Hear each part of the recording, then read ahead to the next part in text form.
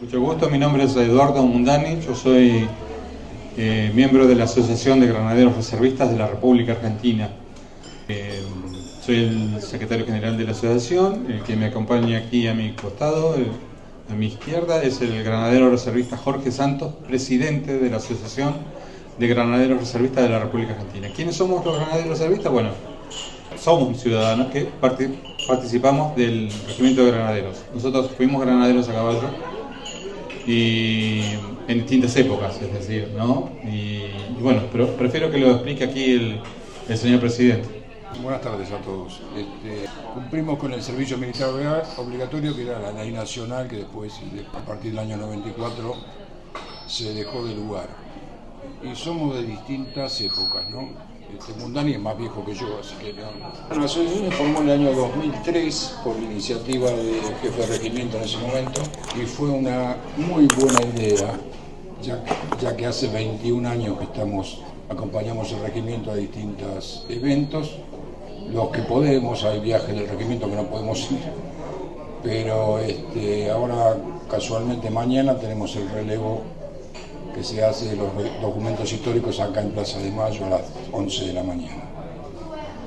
Bueno, y hacemos de todo un poco a nivel social, o sea, vamos a los colegios, damos charlas, tenemos una escuela en La Matanza que somos padrinos y ayudamos a la escuela en todo lo que podemos. Y después hace poco tiempo arrancamos con este tipo de charlas que estamos dando ahora. Bueno, básicamente esa es la función de la asociación. Tenemos 7 delegaciones en el interior, porque una característica que tenía el regimiento de granaderos era que cuando incorporaba gente, incorporaba de todo el país. Lo que éramos de Capital y Gran Buenos Aires era poca gente, eran más del interior. A raíz de eso empezamos la difusión en el momento que se armó la asociación, y ahora tenemos 7 delegaciones: en Mar del Plata, en Rosario, en Mendoza, en San Juan, San Luis, Tucumán, Córdoba, que está la sede está en Villa María, Rosario, y en Rosario, que están funcionando cada una, hace casi lo mismo que hacemos nosotros acá. Están incorporados en el ceremonial de cada una de las ciudades donde está, y participan de los actos, los invitan. Bueno, esa es la función que hace la Asociación de Granaderos. Y tratar de recuperar los valores nuestros, el tema del himno, el tema del respeto al prójimo, el tema de todo lo que se ha perdido durante bastantes años, ¿no? Hoy se va a hablar de el San Martín que no tenía el sable en la mano, o sea, que era un ser humano como cualquiera de nosotros. Así que le paso el micrófono a mi compañero. Muchas gracias.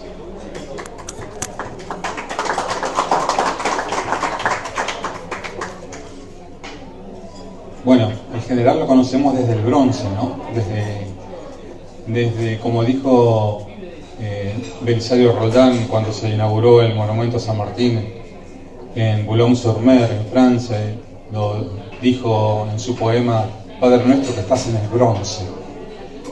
Entonces hemos tenido una imagen a través de los años de un San Martín muy distinto, o no sé si tanto como distinto, sino un San Martín un poco desconocido, porque no conocemos la parte íntima de lo que fue el general, sus vivencias, sus dolencias, sus amores, sus dolores, sus enfermedades, sus heridas, que las tuvo también, heridas en batalla, y que para el común de la gente no son habituales. El común de la gente los desconoce, que nos han enseñado un San Martín sin dolencias, cuando San Martín fue un hombre distinto, fue el mejor de su tiempo, por eso llegó a donde llegó, por eso fue quien fue. Y bueno, la idea de esta charla es tratar de enseñar y tratar de recordar un poco el otro lado, el lado más humano de lo que fue la figura del general San Martín, ¿no? El hombre que por ejemplo en sus dolencias era un hombre que tuvo ataques de asma, muy violentos. Por ejemplo, cuando estuvo al mando Ejército del Norte en 1814, que cuando fue en reemplazo de Manuel Belgrano, tuvo un ataque de asma que casi lo mata. Y tanto fue el tema de su ataque de asma que, por ejemplo, cuando durante la época del cruce de los Andes, dormía sentado, porque no podía dormir acostado porque se ahogaba. Entonces, y si a eso, por ejemplo, le sumamos que tenía problemas gástricos, tenía úlcera, que lo más probable es que haya sido el motivo de su muerte, el 17 de agosto de 1850, a las 3 de la tarde, muy probablemente haya sido un derrame gástrico el que provocó su muerte estando en Boulogne-sur-Mer, pero esa úlcera gástrica lo acompañó durante casi toda su vida, provocándole vómitos de sangre. Es decir, que era de una salud bastante débil en determinados momentos de su vida. Otra enfermedad que también lo aquejó bastante fue el reuma. Padecía reuma, y cuando fue, por ejemplo, la batalla de Chacabuco del 12 de febrero de 1817, tuvieron que subirlo al caballo, porque no podía subirse. La primera batalla de importancia después del cruce de los Andes. Tuvieron que ayudarlo, sus propios decanes y sus asistentes lo tuvieron que subir al caballo porque no podía subirse del ataque de reuma que tenía. También, padecía de insomnio, no podía dormir, dormía muy poco tiempo, muy pocas horas, apenas dormía 3-4 horas, ya a las 4 o 5 de la mañana ya estaba levantado, habiendo sido el último en ir a acostarse. Tenía un sinnúmero de problemas físicos que realmente lo aquejaron y que lo torturaron durante mucho tiempo. Por ejemplo, algo que no se conoce y que cuando uno lo cuenta, cuando yo lo cuento, la gente se sorprende. Tenía hemorroides sangrantes. Imaginen un hombre que anda a caballo y que vive su vida a caballo, el tener unas hemorroides sangrantes que no le permitían prácticamente ni caminar. Y esas hemorroides, estando en Chile, se le engangrenaron. O sea, se les infectaron y se les engangrenaron. Imaginen lo que puede llegar a ser. Lo poco que dormía lo tenía que dormir boca abajo, porque no podía dormirlo boca arriba. Y a su vez, el haber sufrido durante mucho tiempo el tema de esas hemorroides que lo torturaron, ¿no? El único medio de transporte era a caballo, o en diligencia, o montado. Y imaginen tratar de hacer algún viaje, por más corto que fuese, teniendo ese tipo de problemas, ¿no? Pero si uno va sumando todas esas dolencias, uno descubre realmente el porqué de ciertas cosas y entiende que don José padecía lo que hoy podríamos llegar a decir y lo que hoy podríamos llegar a definir como estrés, que en aquel tiempo no existía el concepto del estrés, ¿no? En aquel tiempo eran dolencias que no se tomaban como un conjunto de dolencias en total. Don José realmente fue un tipo que fue muy sufrido con el tema del estrés, realmente lo sufrió de una manera muy grande. Bueno, uno tiene que tratar de ubicarse en el tiempo y en el espacio, todo su trabajo, tratando de conformar el ejército de los Andes, ¿no? La responsabilidad que cargaba sobre sus hombros. Realmente eso le afectó en la vida diaria. Y bueno, eso hizo también que, hiciera, por ejemplo, abuso del láudano. El láudano era un remedio en base al opio que producía algún tipo de adormecimiento. Y bueno, hay una carta muy famosa que le envía Tomás Guido a Pueyrredón, en la cual le expresa su temor, su miedo de que don José se pasara de mambo con su láudano, ¿no?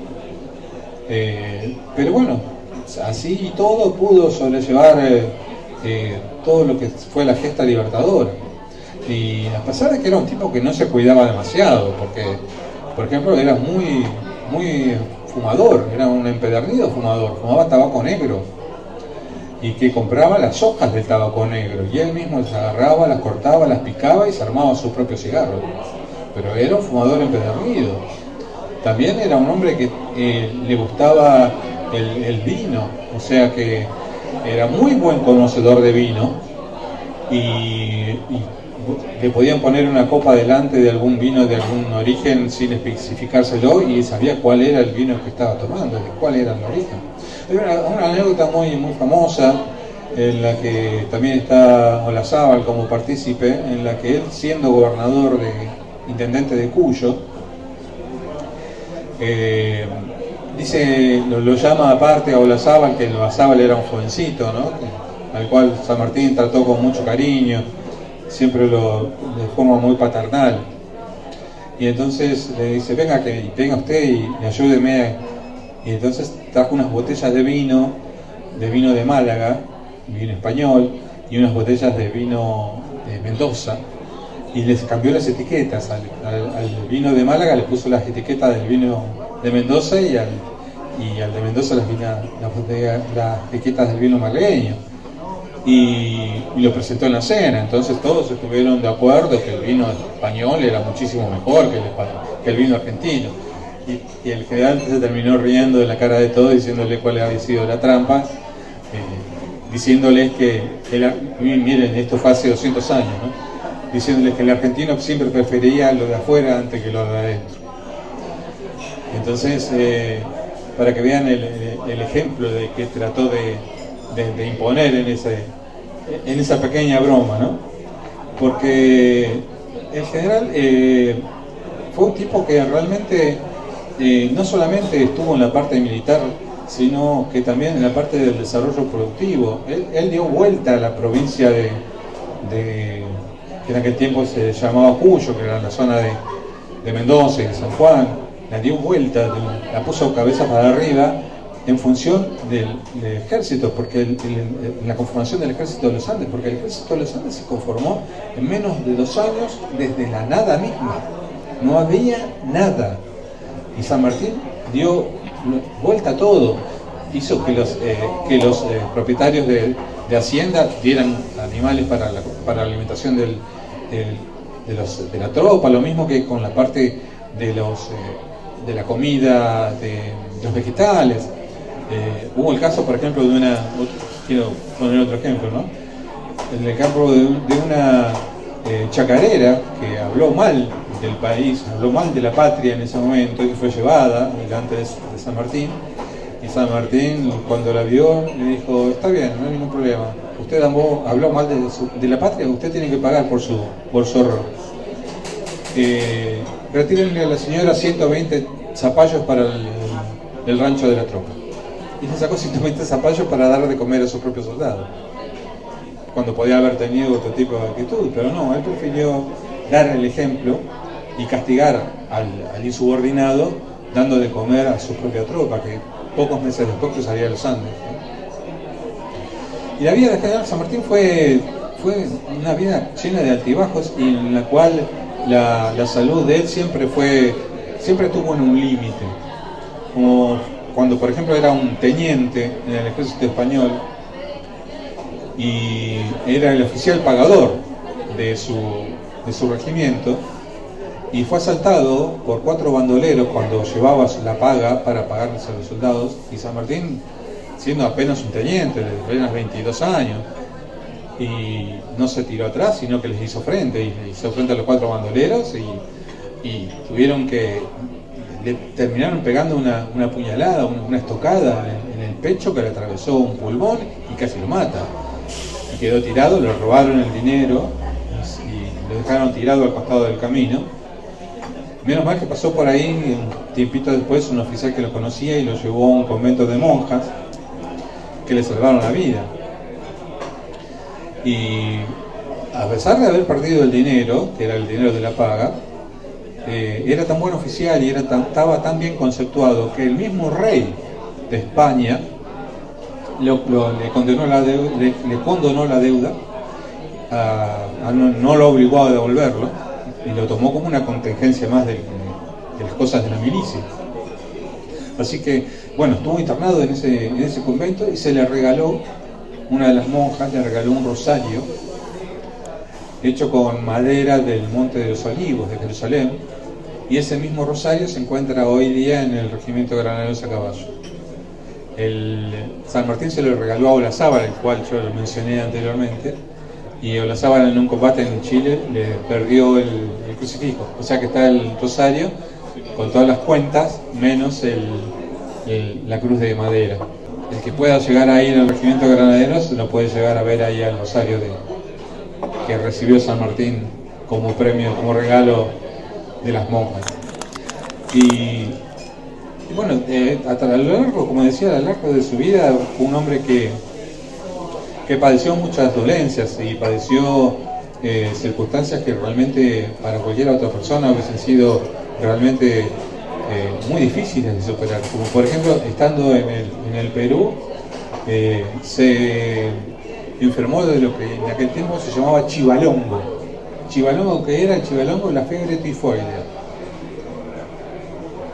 y tuvo fiebre tifoidea estando en el Perú.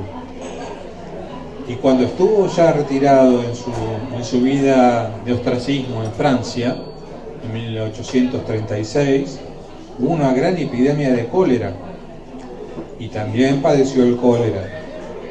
Y padeció el cólera tanto él como su hija. Los dos padecieron el cólera y estuvieron a punto de sucumbir, producto de esta enfermedad que causó gran mortandad en Europa.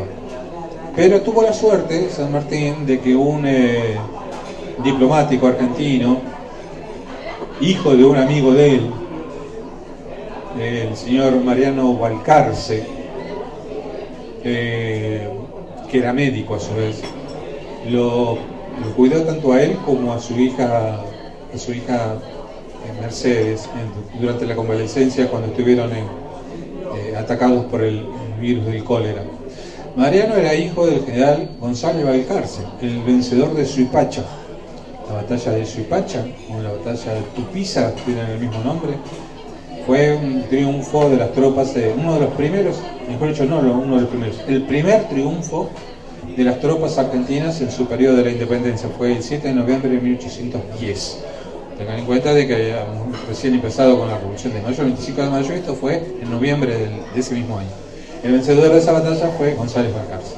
Y el hijo de este muchacho, de este hombre, del general González Balcarce, fue Mariano Severo Balcarce Buchardo. Así era el nombre completo.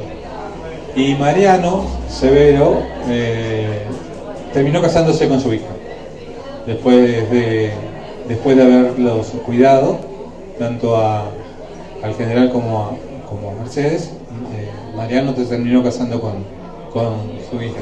Que una de las cosas, ¿no?, que quiero hacer una postilla aquí, cuando se casó Mercedes tenía 16 años, 2 años más que los que tenía su mamá cuando se casó con San Martín. Con lo cual uno muestra las cosas normales de aquellos años, ¿no? Por ahí hoy día el hecho de que San Martín se haya casado con 34 y Remedios haya tenido 14, pero bueno, era una normalidad de la época. Era una consecuencia de determinados factores de que por qué las mujeres se casaban tan jovencitas. Por ejemplo, Guadalupe Cuenca, que es la mujer de Mariano Moreno, también se casó a 14 años.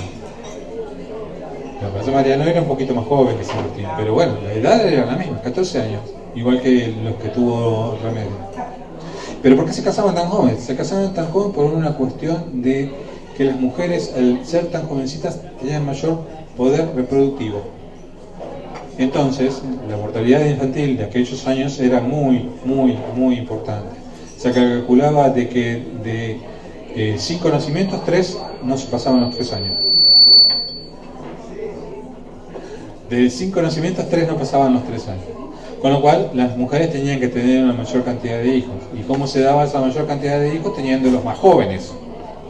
Entonces, al tener mayor cantidad de hijos, siendo más joven, había una mayor posibilidad de sobrevida de los hijos y de la mamá, porque la mortalidad maternal también era muy, muy alta. Por eso hubo las niñas de aquella época, ya a los 15 años ya eran casamenteras. Pero bueno, uno tiene que analizarlo con la mentalidad de aquellos años, de hace 200 años, y no con la mentalidad de hoy día. Y bueno, don José se casó en 1812, se casó con Remedios y tuvieron una vida realmente matrimonial bastante corta, porque justo estaba comenzando la campaña libertadora. San Martín se fue con su familia a vivir a Mendoza y bueno, ya después empezó el cruce y pasaron varios años antes que volviera a San Martín y Remedios volvió hacia Buenos Aires ya habiendo tenido a su hija. En 1816, el 24 de agosto de 1816, nace su hija Merceditas en Mendoza. Y ella vuelve a Buenos Aires muriendo en 1823, con apenas 25 años. Dice la historia que cuando volvía desde Mendoza, Remedios, que fue cotada por un grupo de soldados que habían sido enviados por el general Manuel Belgrano, han cuidado de ella, cuando estaba volviendo a Buenos Aires, atado sobre el techo del carruaje que le traía Remedios, traía un ataúd, porque se pensaba que podía llegar a morir en el camino. Entonces, extraño debe ser venir viajando con tu cajón arriba del techo porque te daban por muerta, ¿no? Así que bueno, la pobre Remedios tuvo una vida familiar realmente bastante corta, porque también fue corta su edad, apenas vivió la vida sanmartinina, fueron apenas menos de 10 años, o sea que la pobrecita, y murió en el barrio del Parque de los Patricios, de lo que es actual el barrio Parque de los Patricios, frente a la cárcel de Caseros, un solar que no existe más, ahora hay una veterinaria. Estaba la quinta de los Escalados, y ahí tratando de buscarla porque murió de tuberculosis, una enfermedad común y que en aquellos años se llevaba a la gente como moscas, así que Remedios murió ahí frente a lo que es actualmente la cárcel de Caseros y bueno, fue sepultada en el cementerio de la Recoleta, donde hoy día están sus restos. Ahí mismo, a esa quinta de los Escalada, fue donde llegó San Martín para buscar a su hija y partir hacia el exilio en el año de 1824, a comienzos de 1824. Ahí fue donde buscar, como decía San Martín, le decía a Tomás Guido, a esta diablilla, porque no la conocía. Remedios tenía 8 años y habían sido prácticamente desconocidos los dos, ¿no? Por todo el tema de la campaña militar, la campaña libertadora general, eran dos desconocidos cuando se encontraron en 1823. Y bueno, partieron al exilio y allí estuvieron un tiempo en Londres, pero poco tiempo. Después él prefirió viajar hacia Europa continental, estuvo viviendo en Bruselas. Ahí trató de darle a su hija la mejor educación posible, porque algo que no era muy normal en aquellos años, que la mujer fuese educada, ¿no? Y aparte educada en los mejores colegios que él podía brindarle. Ténganse en cuenta de que el dinero al general San Martín no le sobró durante los primeros tiempos de su exilio europeo, sino que tenía altibajos. ¿Por qué? Porque había deudas por parte de los países a los cuales él había independizado. Esos países, tanto sea Chile, Perú o Argentina, le debían pensiones, y esas pensiones muchas veces no llegaban. Entonces había que acomodarse con lo poco que se tenía. Y cuando él estaba en Bruselas, en Bélgica, en una carta a Tomás Guido le dice que tenía que caminar como 20 cuadras desde su casa hasta un bar más o menos decente para poder ahorrarse unos pesos para tomarse un café. Es decir, que no es que le estuviera pasando miseria, no, pero que tuvo que ajustarse en algunos determinados momentos de su vida, sí, sin lugar a dudas. Pero bueno, con el correr del tiempo se fueron regularizando los pagos. Su gran amigo, el brigadier general Bernardo Higgins, que se encontraba en América, fue uno de los que lo ayudaba con el tema de los cobros de sus haberes, hacía los trámites y después le giraba el dinero. O sea que hasta ese grado de amistad han tenido San Martín y O'Higgins. Cuando San Martín tenía problemas para cobrar sus pensiones, se las tramitaba O'Higgins desde América, ¿no? Pero bueno, así tuvo diversos altibajos en el transcurso de su vida. Terminó en otro lugar, como en Granbourg, que es un otro lugar cercano a París, hasta que se reencuentra con un viejo amigo, Alejandro Aguado, que era el marqués de las Marismas, considerado uno de los hombres más ricos de Europa. El marqués de las Marismas, Alejandro Aguado, había sido compañero de milicia junto con San Martín en el ejército español, por lo cual habían sido muy amigos, habían compartido trincheras, entonces habían sido miembros del ejército español, y una vez que se reencontraron, don Alejandro Aguado muere súbitamente, pero en su testamento lo nombra a San Martín como su albacea, es decir, el que tenía que manejar la fortuna que tenía Alejandro Aguado, y a su vez encargarse de la educación de los hijos de Aguado. Entonces San Martín, que es decir, a pesar de que San Martín tuvo todo el poder posible, tanto sea en América como en Europa, haber tenido la disposición de manejar el dinero de su amigo, don Alejandro Aguado, hay que entender una cosa: el general era un hombre austero, ese es el término correcto. Él podía haber tenido todo lo que quisiera, pero preferían no. Su forma de vida era una forma de vida muy humilde, pero basada en la austeridad, porque así lo había quizás enseñado su vida militar, ¿no? Cuando, por ejemplo, durante su periodo como protector del Perú, cuando estaba en el Perú, el protector del Perú era un hombre que hubo un famoso acto, con el que se encuentra con Bolívar, y la gente del lugar les regala a cada uno una corona de laureles de oro, y Bolívar, gustoso con su corona de laurel, y San Martín dijo: no, gracias, muy amable, y se la haya conseguido, como que le molestó realmente ese tipo de cosas. Como por ejemplo también cuando se casó en 1812, el ajuar de la familia de la mujer le regaló una vajilla completa de plata, y San Martín dijo: no quiero que tengas esto, no, se lo agradezco a tu mamá, pero no, esto no es propio de un general de la República. Y le devolvió a su suegra el ajuar completo de la vajilla de plata, con lo cual, bueno, la suegra no lo quería mucho tampoco, vamos a ser ciertos. La suegra le tenía bastante bronca, digamos, ¿no? Lo llamaba el soldadote.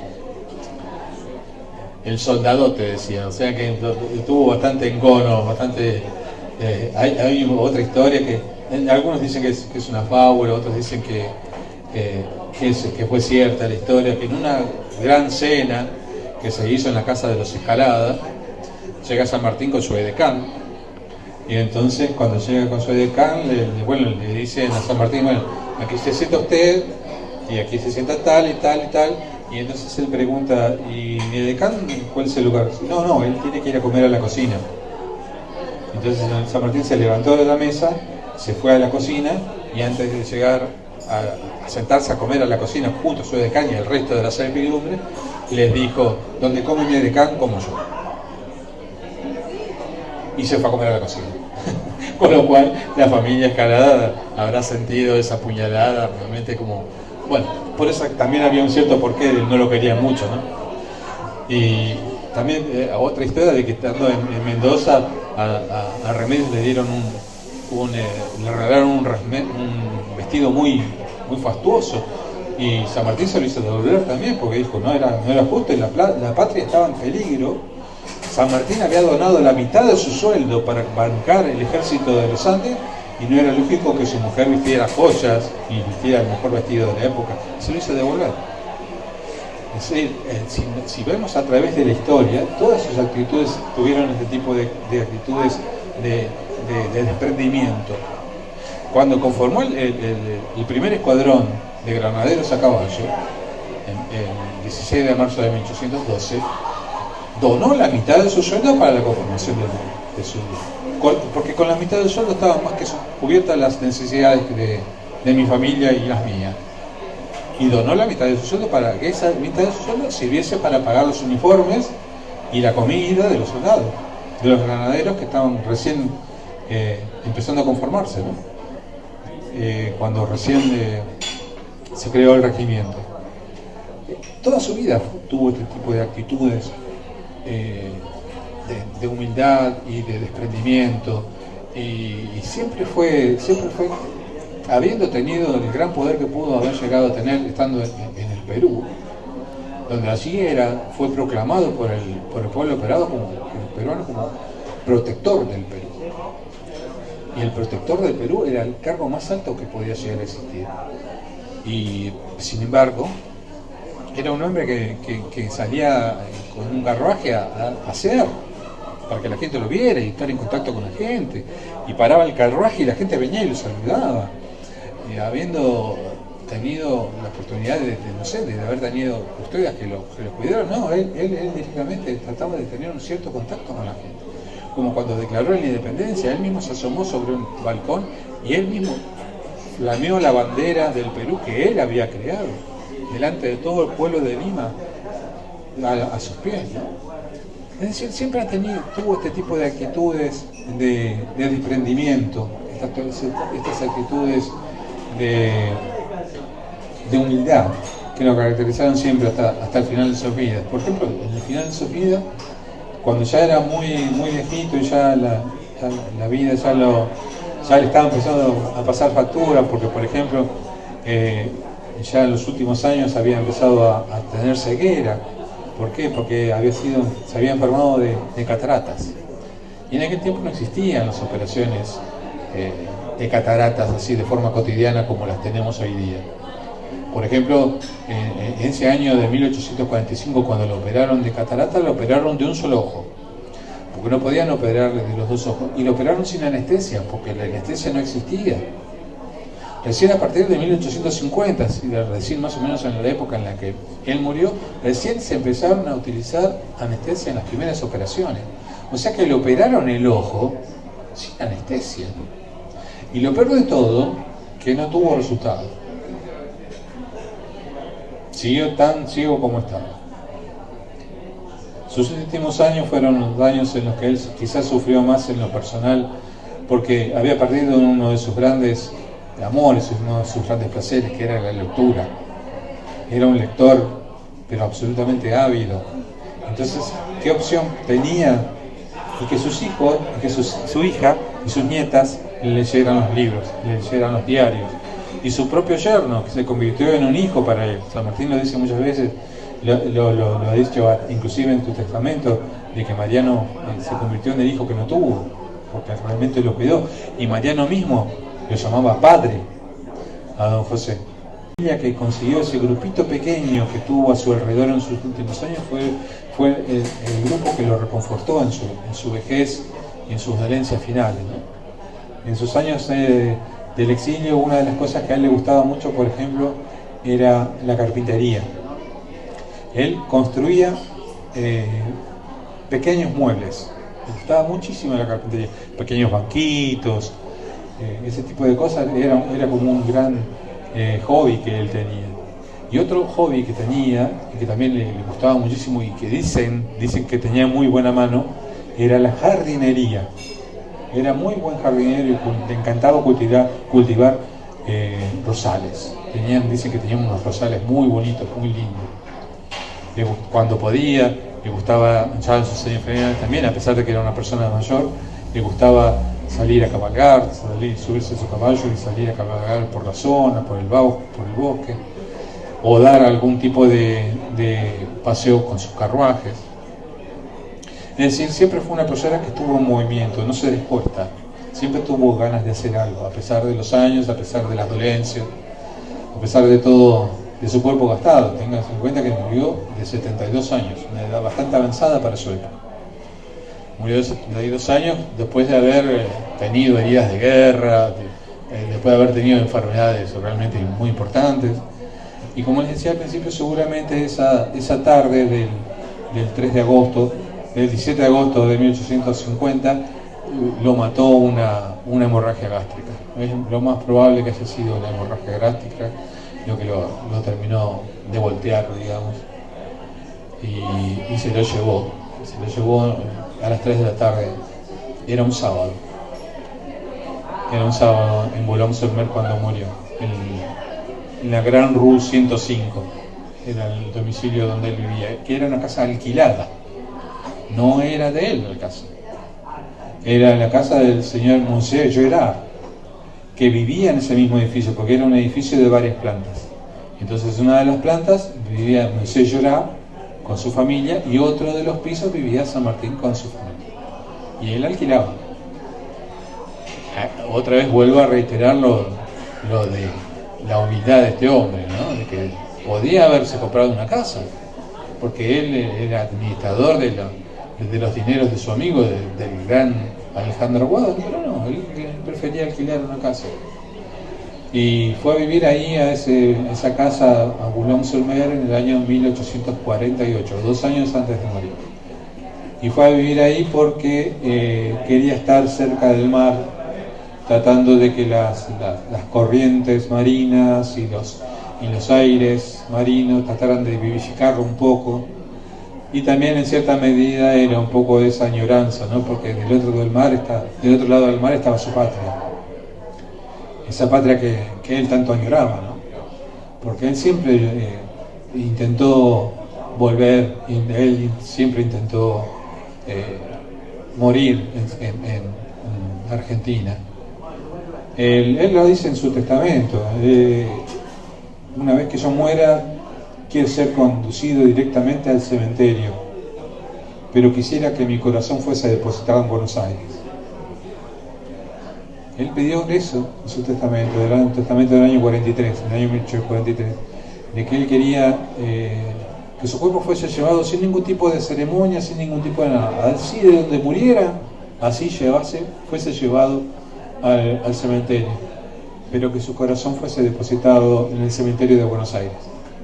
El cementerio de Buenos Aires es el cementerio de la Recoleta, ¿no? Que era donde estaba su mujer, donde estaba sepultada su amada Remedios. El epitafio de la tumba de Remedios, que fue escrito por el general San Martín, dice: aquí yace Remedios de Escalada de San Martín, esposa y amiga del general San Martín. Así lo podemos ir a ver hoy día, lo pueden encontrar. Así está la tumba de Remedios. Pero en cierta medida la familia no pudo cumplir con su objetivo de llevarlo directamente al cementerio. ¿Por qué? Porque había una ley en Francia, en aquellos años, que decía que todo cuerpo que no fuese depositado en tierra debía ser embalsamado. Es decir, todo aquel cuerpo que fuese colocado en cripta o en un mausoleo o en un nicho tenía que ser embalsamado. No podía ser colocado directamente en esos lugares. Tenía que pasar por un proceso de embalsamamiento. Por eso cuando muere San Martín el 17 de agosto, es velado todo ese día, toda esa tarde, a las 3 de la tarde, toda esa tarde, hasta la mañana del 18 de agosto, en el que es retirado por la empresa funeraria para hacer el embalsamamiento. Y recién es devuelto a la familia el día 20, o sea, 3 días después de muerto, ya embalsamado. ¿Pero por qué lo iban a embalsamar? Porque lo iban a colocar en la cripta de la catedral de Boulogne-sur-Mer. Y ahí estuvo durante 11 años, en la cripta de la catedral. Y como en la cripta de la catedral era lo que vendría a ser un estante, digamos, ¿no? Para que uno tenga una idea, un estante de mármol donde colocaron el féretro ahí arriba, y ahí estuvo durante 11 años.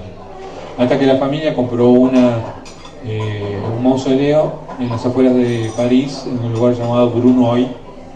Que consiguió ese grupito pequeño que tuvo a su alrededor en sus últimos años fue el grupo que lo reconfortó en su vejez y en sus dolencias finales, ¿no? En sus años del exilio, una de las cosas que a él le gustaba mucho, por ejemplo, era la carpintería. Él construía pequeños muebles, le gustaba muchísimo la carpintería, pequeños banquitos, ese tipo de cosas era como un gran hobby que él tenía. Y otro hobby que tenía, y que también le gustaba muchísimo y que dicen que tenía muy buena mano, era la jardinería. Era muy buen jardinero y le encantaba cultivar rosales. Dicen que tenían unos rosales muy bonitos, muy lindos. Cuando podía, le gustaba, ya en sus años finales también, a pesar de que era una persona mayor, le gustaba salir a cabalgar, subirse a su caballo y salir a cabalgar por la zona, por el bosque, o dar algún tipo de paseo con sus carruajes. Es decir, siempre fue una persona que estuvo en movimiento, no se dejó estar. Siempre tuvo ganas de hacer algo, a pesar de los años, a pesar de las dolencias, a pesar de todo, de su cuerpo gastado. Tengan en cuenta que murió de 72 años, una edad bastante avanzada para su época. Murió de 72 años después de haber tenido heridas de guerra, después de haber tenido enfermedades realmente muy importantes. Y como les decía al principio, seguramente esa tarde del 3 de agosto, el 17 de agosto de 1850, lo mató una hemorragia gástrica. Es lo más probable que haya sido la hemorragia gástrica lo que lo terminó de voltear, digamos, y se lo llevó a las 3 de la tarde. Era un sábado en Boulogne-sur-Mer cuando murió, en la Gran Rue 105, era el domicilio donde él vivía, que era una casa alquilada. No era de él la casa, era la casa del señor Monsieur Gerard, que vivía en ese mismo edificio, porque era un edificio de varias plantas. Entonces, en una de las plantas vivía Monsieur Gerard con su familia, y otro de los pisos vivía San Martín con su familia. Y él alquilaba. Otra vez vuelvo a reiterar lo de la humildad de este hombre, ¿no? De que podía haberse comprado una casa, porque él era administrador de los dineros de su amigo, del gran Alejandro Guado, pero no, él prefería alquilar una casa. Y fue a vivir ahí a esa casa a Boulogne-sur-Mer en el año 1848, 2 años antes de morir. Y fue a vivir ahí porque quería estar cerca del mar, tratando de que las corrientes marinas y los aires marinos trataran de vivificarlo un poco. Y también en cierta medida era un poco de esa añoranza, ¿no? Porque del otro lado del mar estaba su patria, esa patria que él tanto añoraba, ¿no?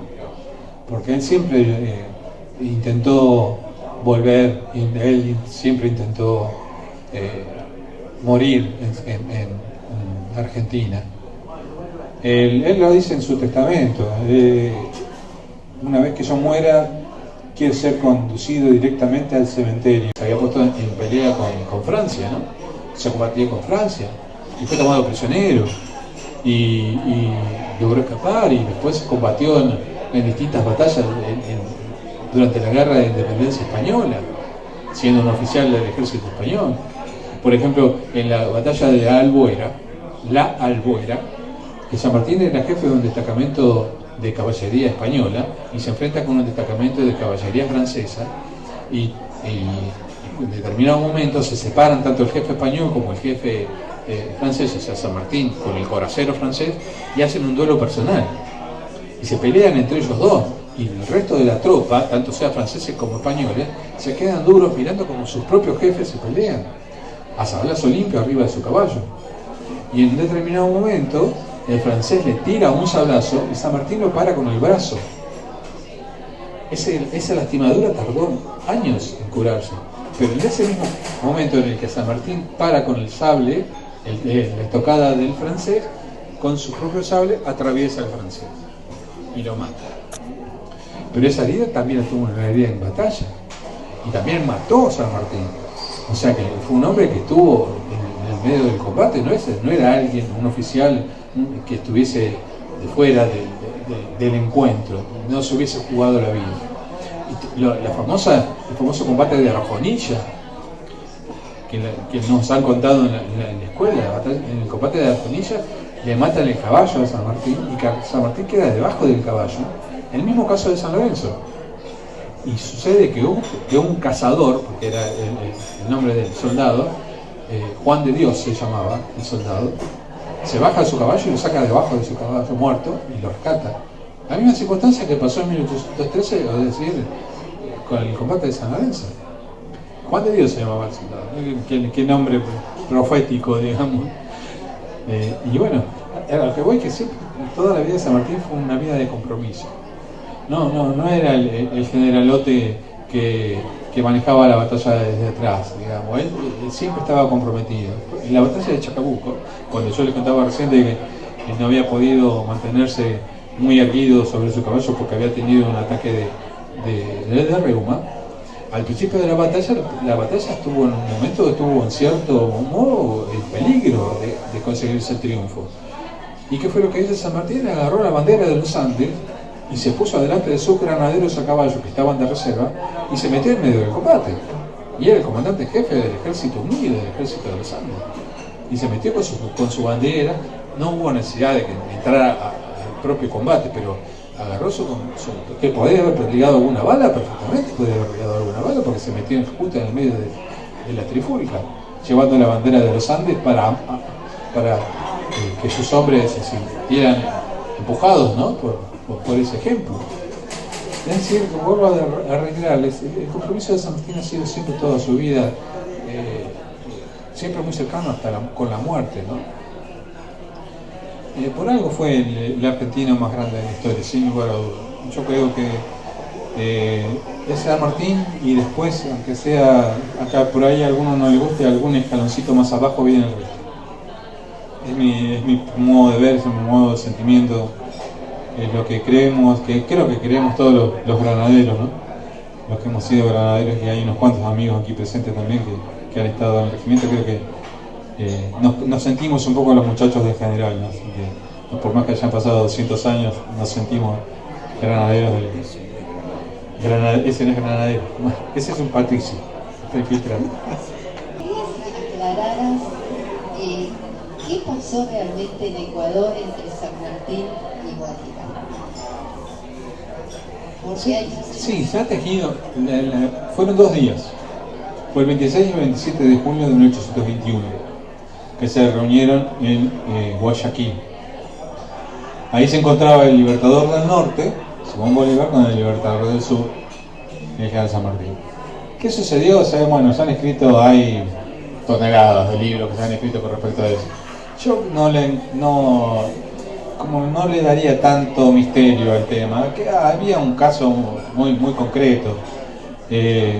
Bolívar venía bajando con un ejército muy poderoso, un ejército propio, muy bien entrenado, muy bien equipado, y San Martín venía subiendo con un ejército con lo que le quedaba, porque ya no, la campaña libertadora de Chile y la campaña libertadora de Perú habían sido muy costosas.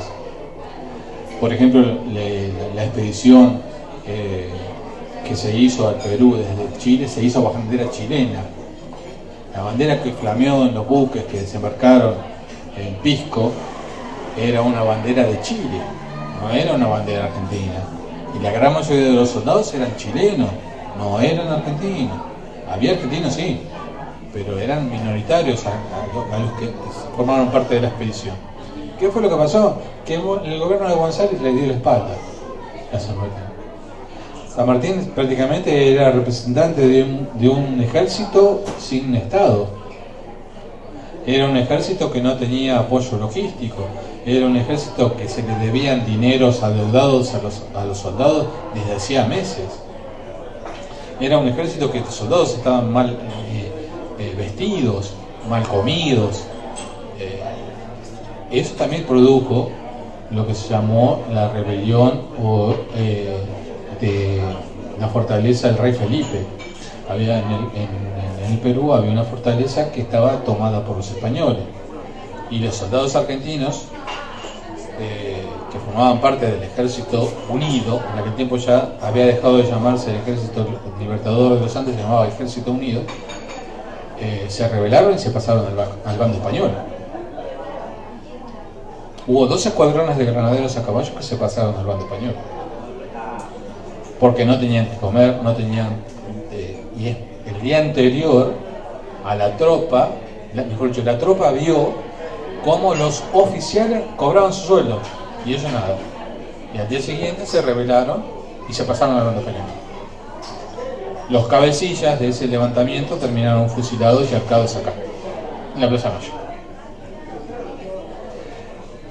Volviendo un poquito para atrás, yo creo que pasó por ahí la falta de apoyo. Por eso mismo San Martín se ofrece como segundo.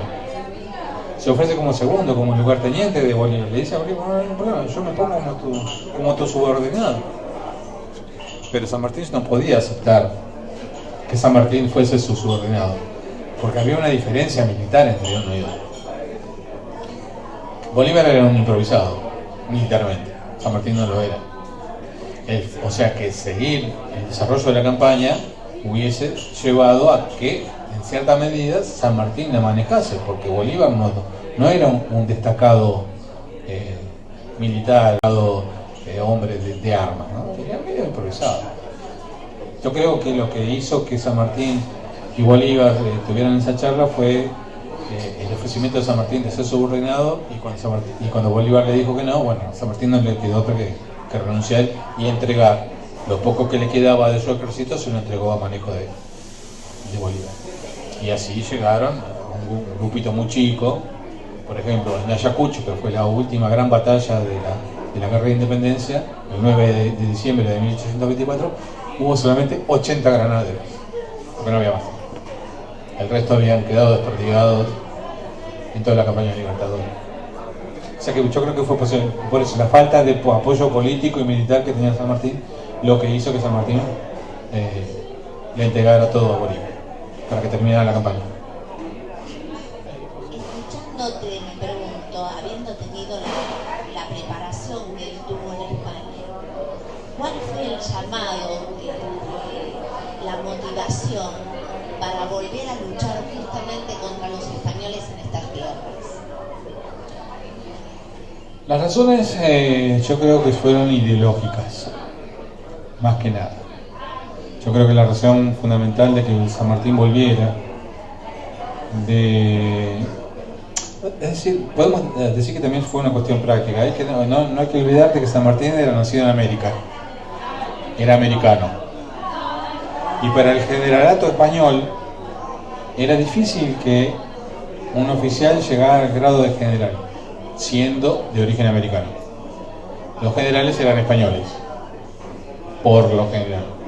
Hubo algún que otro caso aislado, pero lo normal era que la gente, los oficiales nacidos en América, llegaran al grado de coronel, no llegaran al grado de general. Entonces, en cierta medida, su carrera había terminado, su carrera de militar había terminado en el ejército español. Y eso como por una parte práctica, digamos, pero que yo creo que vino más que nada por una cuestión ideológica. San Martín era profundamente liberal, y las guerras de independencia americanas fueron guerras entre liberales y absolutistas. Recordemos las guerras de los reyes absolutistas de España, de Europa, los ingleses, los franceses. Entonces, era una guerra en contra de los absolutismos europeos. Y San Martín, bueno, ya sabía que su carrera militar en España había quedado trunca ya por su simple condición, no iba a ascender más de lo que había ascendido, digamos. Y su compromiso con otra gente que también tenía la misma idea de venir a luchar por la independencia de lo que serían las nuevas repúblicas americanas, las colonias españolas, estaría basada, yo creo, por una cuestión ideológica más que nada. También hay alguno que puede llegar a tratar de buscar algún tipo de connotación con la masonería, pero yo particularmente no le he encontrado ningún asidero que diga que la masonería lo mandó a traer. Yo particularmente no lo creo. Hay algún indicio, pero no hay una prueba tangible que la masonería tuvo algo que ver. Yo creo que fue una cuestión ideológica, que por qué se vino para acá. Tampoco la parte romántica de que vino acá porque quería su tierra, que los pájaros y que el Yapeyú y que los indios. Se fue a los 3 años acá. A los 3 años recién estás empezando a hablar el castellano, recién estás empezando a hablar la lengua materna. Entonces, de Yapeyú a Buenos Aires, estuvo en Buenos Aires 2 años y a los 5 se fue a España. O sea que desde los 5 hasta que toda su vida estuvo en Europa. ¿Qué recuerdo podemos tener a los 3 años de nuestra vida en Yapeyú, con los indios, y la flor, y el higuerón, y todo eso? No.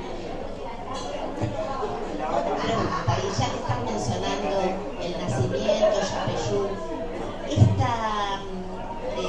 lo que se mencionó hace un tiempo atrás, unos cuantos años, acerca de el origen de los verdaderos padres de San Martín.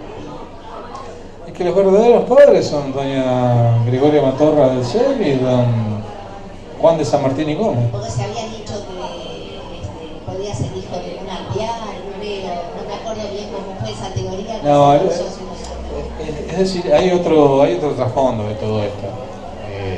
Hay un trasfondo político detrás de la idea del San Martín con sangre indígena.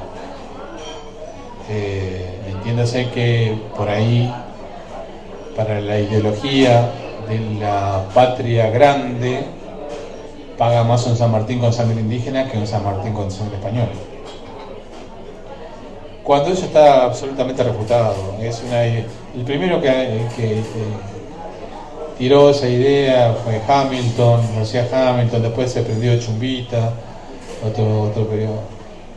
Todos basados en supuestos. ¿Por qué supuestos? Bueno, ellos dicen que una mujer, hija de don Diego de Alvear Ponce de León, el padre de Carlos María de Alvear, tuvo un amorío con una indígena en Yapeyú, de la cual habría nacido don José de San Martín, que fue dado como para criarse a la familia San Martín Matorra. Pero lo cierto es que los dichos de esta mujer, que era una mujer que estaba loca, porque fue diagnosticada con locura, erotomanía se llamaba, la definición de la enfermedad que tenía. O sea, después con el correr de los años se fue cambiando, ¿no? Pero originalmente se llamaba erotomanía. ¿Qué significa erotomanía? La persona que dice una mentira y se la cree. Ella decía que era amiga del Papa, y que era muy amiga del Papa, y que hablaba con el Papa y le mandaba cartas al Papa y todo con el Papa. Y también decía de que San Martín era hijo de don Diego de Alvear. Pero sin embargo, don Diego de Alvear, que fue un marino, un tipo muy importante en su tiempo, un tipo que tuvo mucha participación histórica en su momento, era un diplomático. Y entonces en aquellos años estaba tratando todavía de delimitar los límites entre el Imperio Español y el Imperio Portugués. El famoso Tratado de Tordesillas y todas esas historias, ¿se acuerdan cuando lo estudiamos en el colegio? Bueno, todavía había cosas, había sectores que todavía no se habían delimitado. Entonces lo habían mandado, el Reino de España, lo había mandado don Diego de Ponce de León a hacer los límites con el Imperio de Portugal en la zona del Brasil. Entonces don Diego, que era un tipo muy meticuloso, llevó un libro de viaje de todas las zonas que iba recorriendo y todas las zonas que iba tratando en su manejo de las fronteras con el Imperio brasileño. Y entonces para 1778, cuando es la época del año en el que nace San Martín, don Diego de Alvear estaba en la corte de Río de Janeiro. Es decir, que no estaba en el momento en el que nació San Martín en la zona de Yapeyú. Recién estuvo en la zona de Yapeyú en 1784, cuando ya San Martín estaba en Buenos Aires. Ya era nacido y estaba en Buenos Aires. Es decir que para haber sido papá tenía que haber estado presente, ¿no? Porque por lo menos los chicos en aquel tiempo nacían de la misma manera que ahora, así que no había otra opción que... Y aparte uno, ¿cómo lo puede confirmar? Porque el mismo don Diego de Alvear lo hizo en su diario de viaje. En tal fecha estuve en tal lugar, en tal fecha estuve en tal otro. En Yapeyú estuve en 1784, 6 años después que nació el general San Martín. Esa es la prueba fundamental y que desvirtúa todo lo demás. Porque la historia de la famosa India, Rosa Guaurú y toda esa historia que fue, no tiene documento. Es todo tradición oral. Y la tradición oral no es historia. La tradición oral es un auxiliar de la historia siempre y cuando la historia tiene un documento. Si la historia no tiene documento, no es historia. Y la tradición oral no es historia.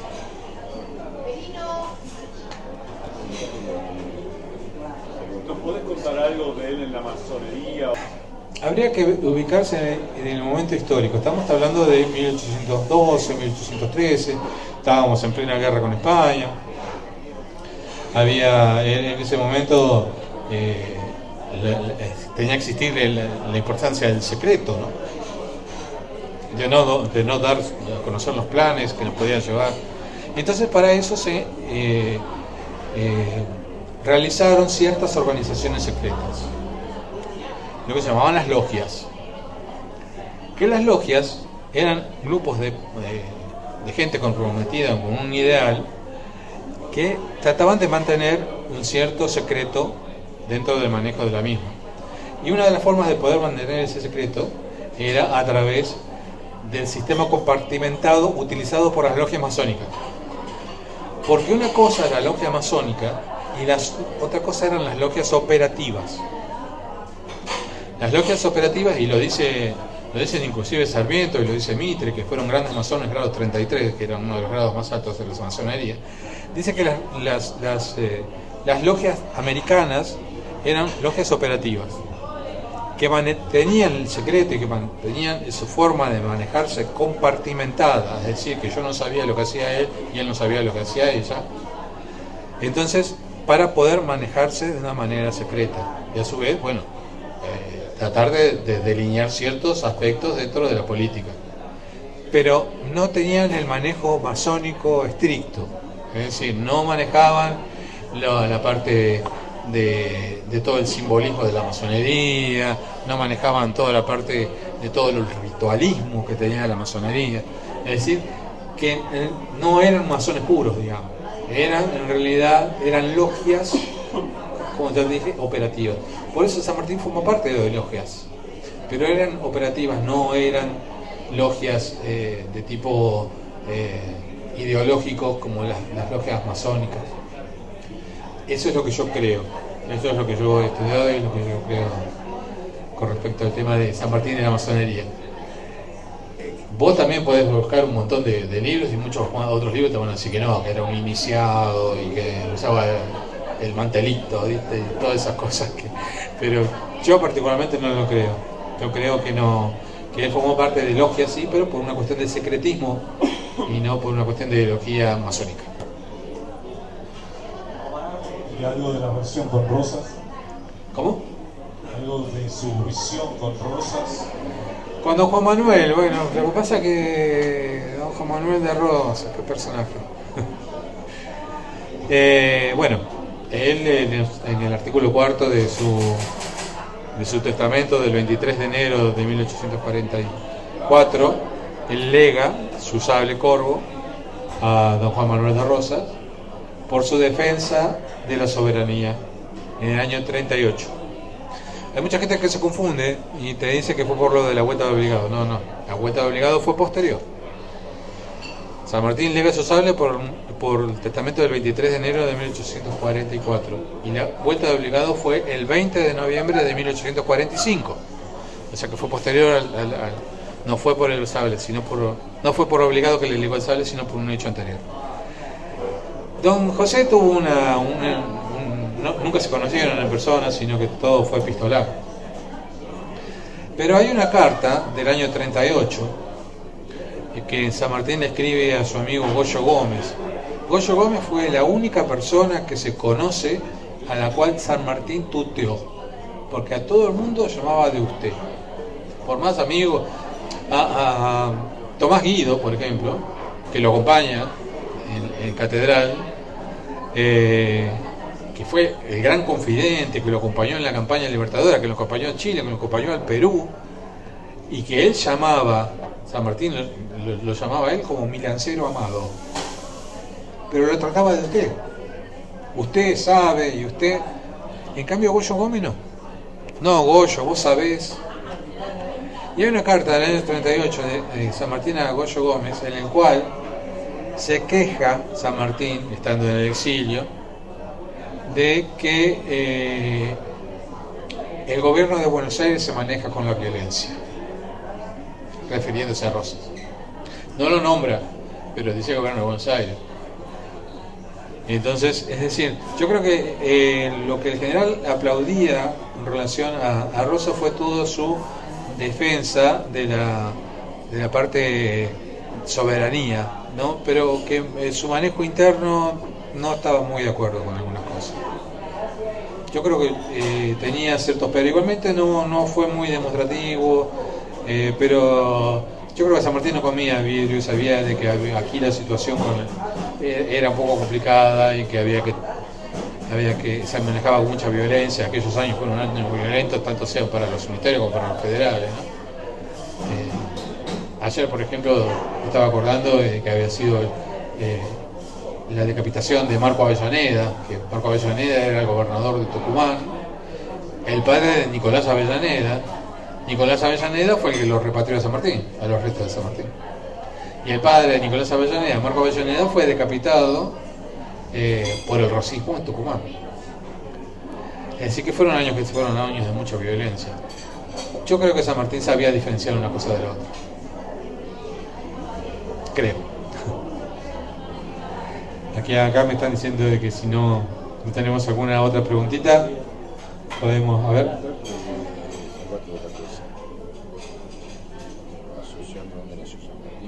Bueno, acá me hace una acotación acá el amigo Don Juan de San Martín y Gómez, el papá, que era capitán del ejército español, nació en un pueblito de Palencia, en España, Castilla, llamado Cervatos de la Cuesa. A poquitos kilómetros de ahí nació la mamá, doña Gregoria Matorras del Cerro, en un pueblito que se llamaba Paredes de Navas. A poquitos kilómetros, creo que son 15 kilómetros de diferencia entre un pueblito y otro. Tanto padre como madre nacieron en el mismo lugar, en Palencia, los dos.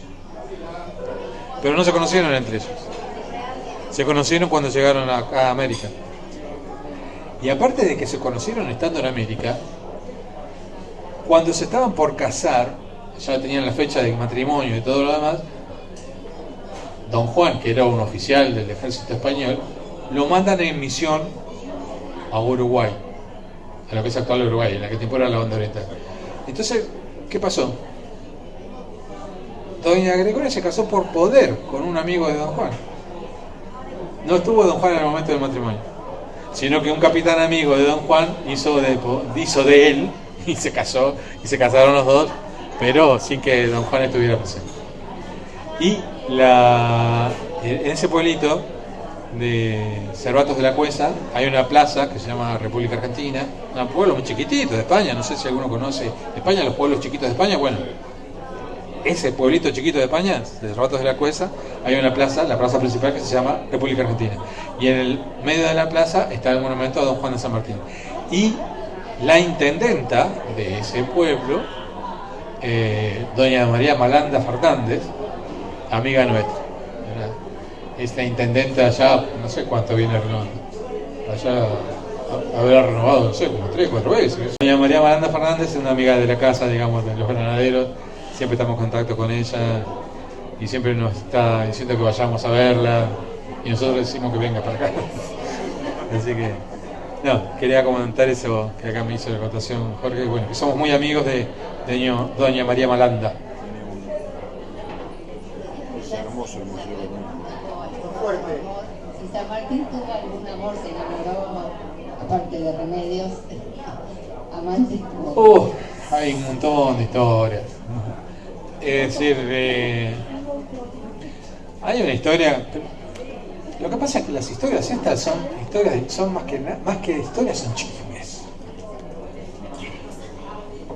son chismes, o sea, no se puede comprobar, no hay documentación histórica de que realmente tuvo un amorío con tal o cual. Se dice que, por ejemplo, tuvo un amorío con la esclava de Remedios, la Jesusa. Algunos dicen que llegó hasta tener un hijo. No hay documento que lo diga, no hay documento que pruebe nada, no hay. Solamente los dichos de algunos. También se dice que estando en el Perú, tuvo otro amorío con una quiteña, con la cual se paseaba en un carruaje, y tampoco hay pruebas de que haya estado con ella. Y después te dice que también tuvo otro amorío con otra mujer, una peruana, con la cual tuvo un hijo, el cual firmaba con el apellido San Martín. Tampoco hay documentación de... San Martín, por ejemplo, no reconoció a ese hijo. Si es que existió, no lo reconoció jamás. Así que, bueno, no te puedo dar una certeza de decirte pasó tal cosa, porque hubo tal cosa, tal documento lo afirma, tal imagen, ¿no? El que lo plantea es Ricardo Palma, un escritor peruano, en un libro que se llama, si alguno tiene la oportunidad de leerlo, que se llama Tradiciones Peruanas, y él habla sobre la protectora, como la llamaban a la mujer esta, la quiteña. Te puedo seguir hablando un rato más, pero no hay algo testimonial, certificado, documentado de que tal o cual fue la amante de San Martín. Era un ser humano aparte. Que a eso es hermano, tampoco no sería extraño que hubiese sucedido. Ojo, no, y tampoco lo juzgo, ¿no? Obviamente que no. Un tipo que tenía tantas responsabilidades, que tenía tantas cosas encima, tanto compromiso, un pecho fraterno, como dice el tango, ¿no? Tengo una consulta. ¿Alguna vez el general San Martín vistió de uniforme de color rojo? Cuando fue protector del Perú. Ese uniforme que se lo conoce habitualmente es el uniforme de protector del Perú que está en el Museo Histórico Nacional. Vos vas al Museo Histórico Nacional y en el sector de donde está toda la parte sanmartiniana vas a ver que está el yaque. Y a mí sí te acordar, ese uniforme tiene toda una historia detrás. Tiene toda una historia, resulta. Yo te pregunto por disculpame, ¿no? Me conocí yo a Bolívar mucho, nunca me cayó muy bien. Y como me gusta la historia, me dijeron, ¿por qué no ves la serie de Bolívar? Sí. Bueno, arranqué con el capítulo, no lo miré mucho con cariño, agarré, fui adelante, fui a Guayaquil. Y luego a San Martín, que sea de general, con Bolívar y el vestido de rojo. San Martín estaba vestido con el uniforme de protector del Perú. O sea que sí, yo no la vi, claro. No la vi, y eso cuando lo vi vestido de rojo. Sí, tiene su respaldo histórico. Resulta de que cuando San Martín, ya estaba muerto todo, la familia del general San Martín tenía todos sus uniformes, tenía un montón de cosas. Se produce la guerra franco-prusiana en 1870. Y los prusianos, cuando atacaron el lugar donde estaba la familia de San Martín, le robaron esos uniformes y se los llevaron. Y hubo que hacer un pedido diplomático por parte del gobierno argentino, por parte de la hija y del yerno de San Martín para recuperarlo.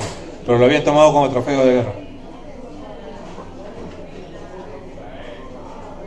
Eso la gente no lo sabe tampoco. Bueno, ese mismo uniforme está ahora en el Museo Histórico Nacional. Y es como vos decís, rojo y blanco. Porque tiene los colores de la bandera del Perú. Última, tuvo dos nietas, o sea, tuvo dos hijas. Tuvo dos nietas. Que yo eso no lo sabía, murió la mayor con 27 años. Sí, María. Por mala praxis. Por mala praxis. Y quedó la más chiquita. Entonces, Pepa. Se llamaba Josefa. Le decían Pepa. Que dicen que Pepa era un torbellino. María era la más recatada, era la más señorita, digamos, y murió por una mala praxis médica a los 27 años. Siendo el padre de doctor. ¿Cómo? Siendo el padre médico. Eso fue lo que me quedó. Mirá. La historia te dice que murió de una mala praxis médica. ¿Quién le dio ese remedio? No se sabe. Por lo menos la historia no lo atestigua. Una vez estuvimos charlando con un grupo de historiadores, un grupo de amigos de historiadores, y todos tenemos la sospecha de que lamentablemente quizás el que se equivocó fue el papá, que era médico. Pero no pasó a la historia. Es una suposición que tenemos nosotros, nada más, como investigadores históricos, de que posiblemente el papá se equivocó en un remedio y la mató. O algo que si nos viajamos en el tiempo, hace 200 años atrás, no sería algo descabellado tampoco, ¿no? Evidentemente tampoco hubiese sido con intenciones. Pero bueno, no sé, no te dije nada. No, está bien, pero me quedé girando con eso. No te dije nada, pero bueno, no se sabe. Yo, mirá que yo he buscado infinidad de bibliografía tratando de buscar de qué se murió, qué fue lo que le dieron. Nadie dice nada. Una mala praxis médica. Punto. ¿Alguno más? Los hermanos de San Martín. Eran 5. Eran 5 y contándolo a José, que era el más chico de todos. Dentro de esos 5 había una hermana, llamada María Elena.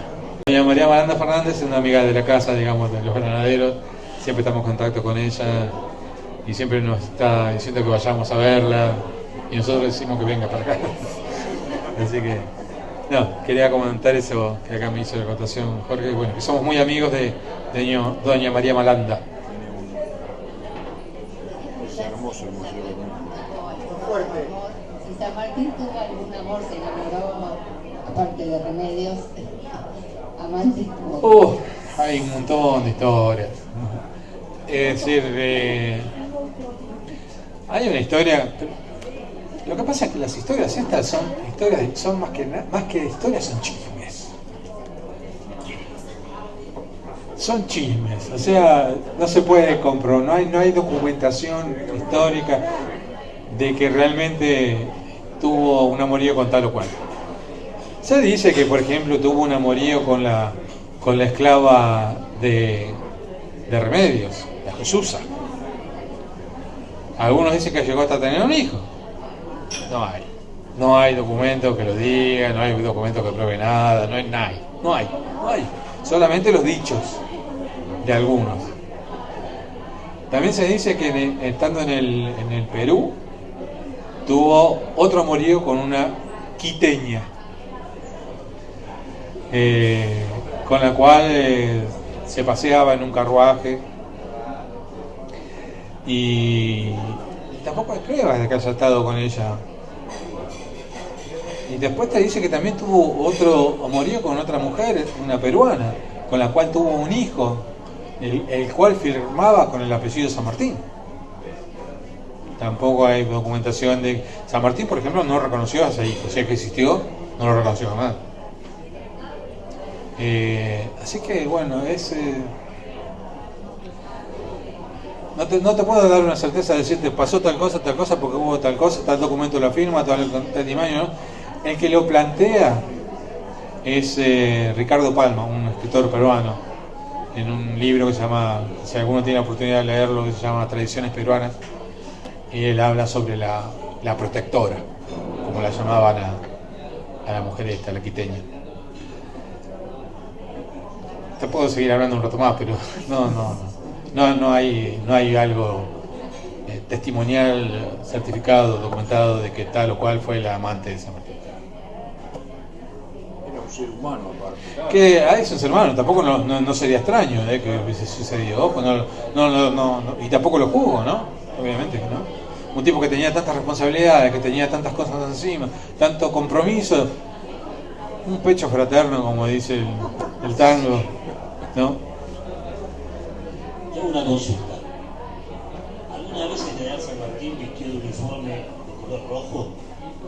Cuando fue protector del Perú. Ese uniforme que se lo conoce habitualmente es el uniforme de protector del Perú que está en el Museo Histórico Nacional. Vos vas al Museo Histórico Nacional y en el sector de donde está toda la parte sanmartiniana vas a ver que está el yaque. Y que a mí sí te acordás, ese uniforme tiene toda una historia detrás. Tiene toda una historia, resulta. Yo te pregunto por disculpame, ¿no? Me conocí yo, Bolívar, mucho nunca me cayó muy bien. Y como me gusta la historia, me dijeron, ¿por qué no ves la serie de Bolívar? Sí. Bueno, arranqué con el capítulo, no lo miré mucho con cariño, agarré, fui adelante, fui a Guayaquil. Y luego voy a San Martín, hacia el general, con Bolívar y el vestido de rojo. San Martín estaba vestido con el uniforme de protector del Perú. O sea que sí, sí, yo no la vi, claro. No la vi, y eso cuando lo vi vestido de rojo. Sí, tiene su respaldo histórico. Resulta de que cuando San Martín, bueno, ya estaba muerto todo, la familia del general San Martín tenía todos sus uniformes, tenía un montón de cosas. Se produce la guerra franco-prusiana en 1870. Y los prusianos, cuando atacaron el lugar donde estaba la familia de San Martín, le robaron esos uniformes y se los llevaron.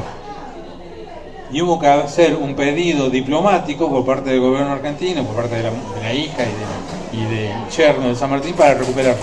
Pero lo habían tomado como trofeo de guerra. Eso la gente no lo sabe tampoco. Bueno, ese mismo uniforme está ahora en el Museo Histórico Nacional. Y es como vos decís, rojo y blanco. Porque tiene los colores de la bandera del Perú. Última, tuvo 2 nietas, o sea, tuvo 2 hijas. Tuvo 2 nietas. Que yo eso no lo sabía, murió la mayor con 27 años. Sí, María. Por mala praxis. Por mala praxis. Y quedó la más chiquita. Entonces, Pepa. Se llamaba Josefa. Le decían Pepa. Que dicen que Pepa era un torbellino. María era la más recatada, era la más señorita, digamos, y murió por una mala praxis médica a los 27 años. Siendo el padre del doctor. ¿Cómo? Siendo el padre médico. Eso fue lo que me quedó mirá. La historia te dice que murió de una mala praxis médica. ¿Quién le dio ese remedio? No se sabe. Por lo menos la historia no lo atestigua. Una vez estuvimos charlando con un grupo de historiadores, un grupo de amigos de historiadores, y todos tenemos la sospecha de que lamentablemente quizás el que se equivocó fue el papá, que era médico. Pero no pasó a la historia.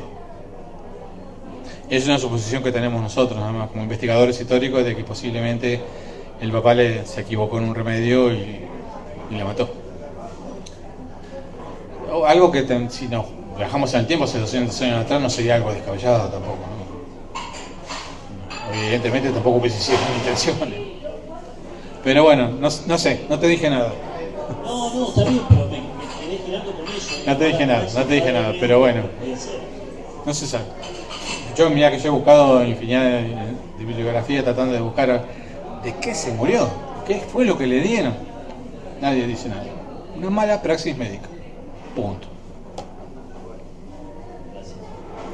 ¿Alguno más? Los hermanos de San Martín.